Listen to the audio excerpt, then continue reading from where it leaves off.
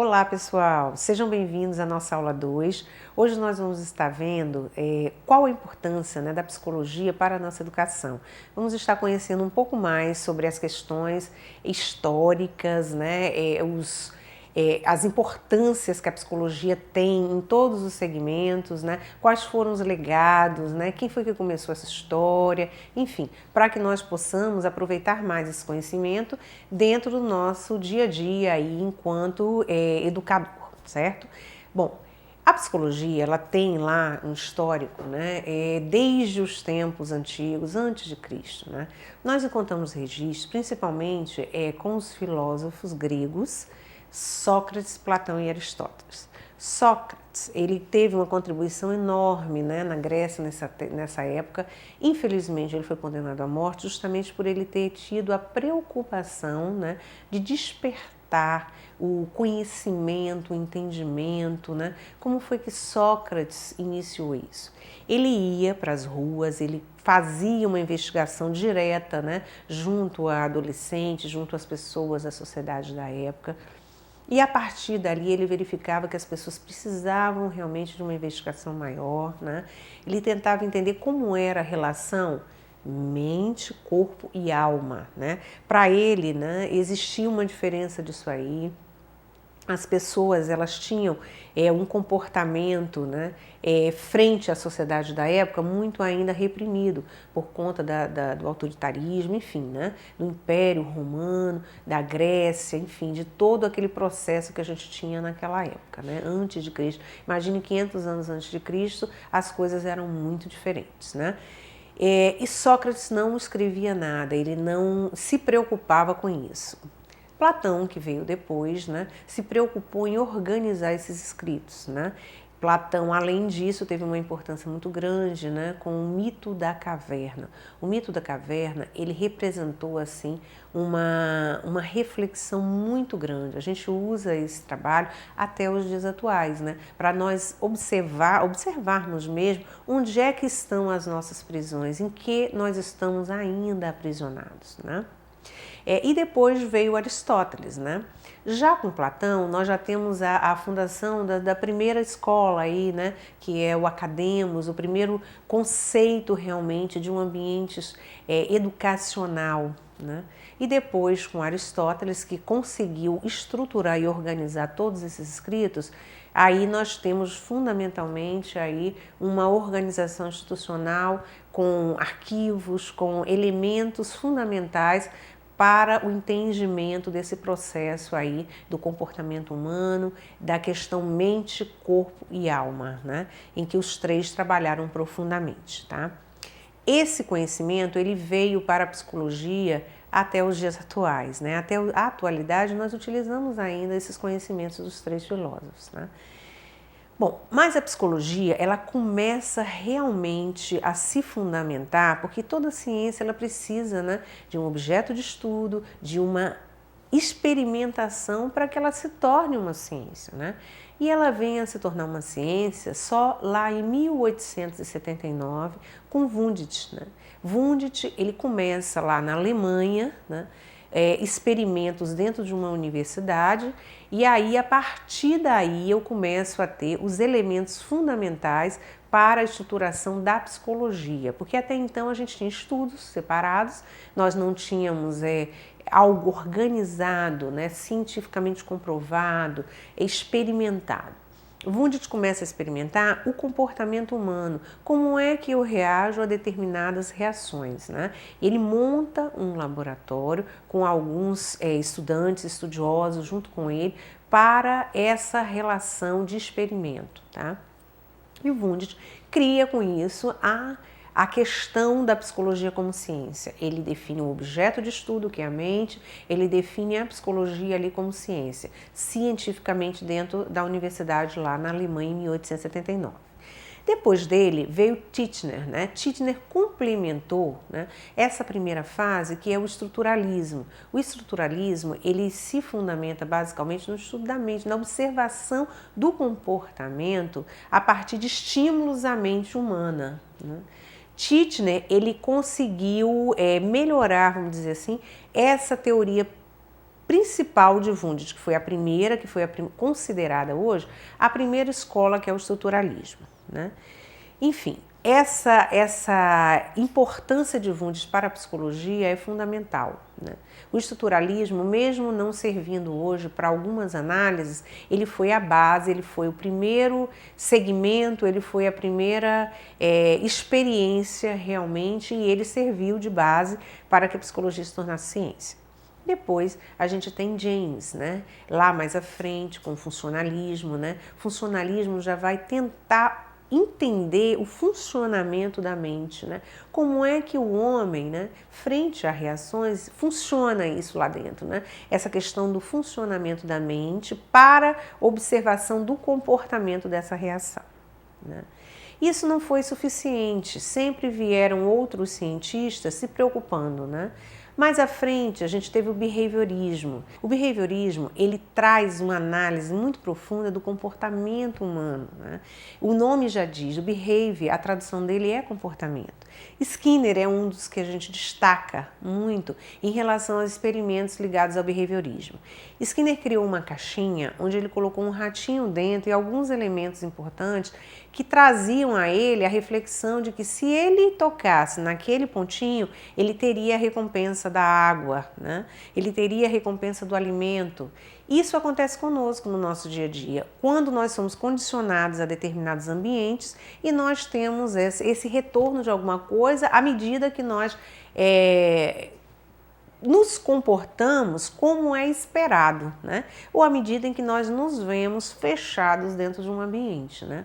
O behaviorismo é muito importante. A gente costuma usar muito o behaviorismo dentro do ambiente educacional para nós avaliarmos o comportamento, principalmente dos nossos alunos, frente a alguns desafios, né? Onde a gente coloca determinados elementos e aguarda o comportamento fechado a alguns critérios, certo? Depois do behaviorismo, nós temos uma corrente, né, da psicologia muito importante, que é a Gestalt, né? Muito usada não só na educação, mas usada nos processos seletivos, né, onde nós preparamos muitas vezes nossos alunos para enfrentar o mercado de trabalho, participarem desses processos seletivos, né, que é a Gestalt, que está ligado à forma. Como é que você enxerga, como é que você vê aquele determinado elemento em algum momento, né? É muito importante, quando você tem uma forma dúbia, né, com 2 interpretações, 3 interpretações, como é que você vai reagir àquela interpretação, né? Dependendo do momento, você tem uma interpretação, dependendo de outro, você tem, né, diferentes momentos você pode ter aquela interpretação. Isso é muito importante, né, para o nosso trabalho. Bom, depois da Gestalt, nós temos a psicanálise com Freud, né? A importância de Freud é muito grande, não só na psicologia, não só na educação, como em vários segmentos, né? A psicanálise, ela traz uma reflexão muito grande das fases do homem, né? Freud, ele dividiu seus estudos em alguns pontos, né? Ele pegou a criança, né, até, vamos dizer, a sua fase adulta. Como é que vem se relacionando esse comportamento humano, né? A primeira fase é a fase oral, né, onde Freud entende que o bebezinho, quando nasce, ele começa uma relação com a mãe, né, e ali onde ele se alimenta, ele já começa a desenvolver uma fase sexual, né? Ele já começa a desenvolver um momento em que ele começa a despertar o corpo dele como um todo. Depois vem a fase anal, onde o homem começa um desenvolvimento para se educar a ir a um banheiro, né? A sentir até prazer na liberação, né, dos excrementos, na questão fálica. Eu já tenho um outro ponto mais complicado, né? Quando eu chego na fase fálica, principalmente as meninas e os meninos, eles começam a despertar uma questão sexual maior. As meninas, elas tendem a cair numa coisa que Freud identificou como um complexo de Elora ou complexo de Eletra, tá? O complexo de Eletra, ele vem assim, a menina, ela começa a se identificar muito com o pai, certo? E a partir daí ela desenvolve uma relação emocional e sexual com o pai. né? E o menino, ele começa com o complexo de Édipo, onde ele vê na mãe, né, a possível mulher da vida dele, e a menina, o possível homem da vida dela, né, no caso. Tá? Então, esses dois complexos, eles podem ser facilmente identificados aí nessa fase, que é uma fase que começa, precede a adolescência, né? Onde o homem começa a se identificar principalmente com os pais. As meninas com os pais e os meninos com as mães. O complexo de Édipo para os meninos e o complexo de Eletra para as meninas. Então é uma fase onde os pais precisam ter muito cuidado com os filhos, né? Muita atenção, né? Para que eles não fiquem presos a esse exemplo de pai e mãe, né? Como referências em casa, tá? Depois nós temos a fase da latência, onde há uma mudança orgânica, hormonal, né, muito grande naquele adolescente, né? Isso pode trazer várias consequências emocionais, né? A mudança física, os meninos costumam esticar muito, né, até determinado ponto, e as meninas, elas costumam mentalmente andar mais do que os homens no primeiro momento, né? Elas costumam despertar uma consciência maior e os meninos, eles vão mais para uma fase, vamos dizer, orgânica, física, né? E por último, nós temos a fase genital. A fase genital já é um momento onde você está com os órgãos, né, sexuais formados, onde o homem, ele já está com uma consciência maior, ele já tem uma idade suficiente para começar a pensar na formação da sua família. Tá? Então Freud, ele vem se preocupando, né, desde quando o bebê nasce, onde ele tem a fase oral, onde ele começa a anal, o fálico, a latência e o genital. São as fases que ele analisou. O bebezinho até quando ele chega e está pronto, né, para formar sua família, certo? E assim, acompanhando isso, Freud entendeu que há uma mudança, né, lá dentro, na personalidade, né? Ele dividiu a questão em id, ego e superego, né? O momento em que você desenvolve o seu comportamento, a sua personalidade, você desenvolve o seu ego, você costuma ficar um pouco mais firme nas suas ações, né? E o superego é quando você começa também a já ter aquelas proibições, você já começa a perceber que não é como você quer, você tem que viver na sociedade onde existem restrições, né? Então ele observou principalmente essas três fases aí do id, ego e superego, né? E assim, essas escolas, né, o estruturalismo, o funcionalismo, o behaviorismo, a gestalt e a psicanálise, elas foram assim as bases fundamentais para a psicologia, para a formação dela, né? A gente vê que, observa com isso, que desde quando você faz um experimento com o comportamento humano, com a mente humana, né, que foi Wundt num primeiro momento com a psicologia, até chegar a Freud, né, nós temos uma evolução desse observar, desse olhar de comportamento humano. Depois da gente observar, né, a importância dessas escolas, do caminhar delas com relação ao olhar da mente humana, nós chegamos a Carl Rogers, que tinha uma preocupação maior com a questão do homem enquanto ser humano, né? Como nós observamos lá os panos de fundo histórico, né, em que nós temos uma dominação da igreja, e naquele momento o homem ele não era visto, né, como ser humano, ele era quem dominava, né, era a questão religiosa, e nós temos depois o egocentrismo, em que o homem aparece realmente como ser humano, né.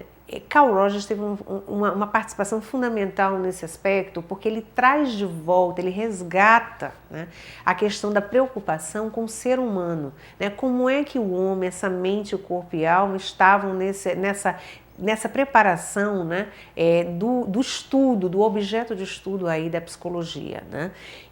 Enfim, é muito importante sua participação, porque nós conseguimos olhar agora o ser humano como ele realmente deveria ser olhado, né? Na sua complexidade, né?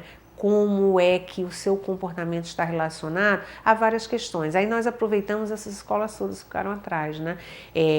Toda essa análise de Freud, ela é fundamental, porque eu consigo identificar, né, onde é que está o problema, né? Nós temos hoje elementos científicos suficientes para a gente tentar identificar onde é que está o problema. No nosso caso, né, como é que está esse aluno? Qual é o problema dele? Onde é que eu posso identificar? Desde lá do estruturalismo até a psicanálise, principalmente, né?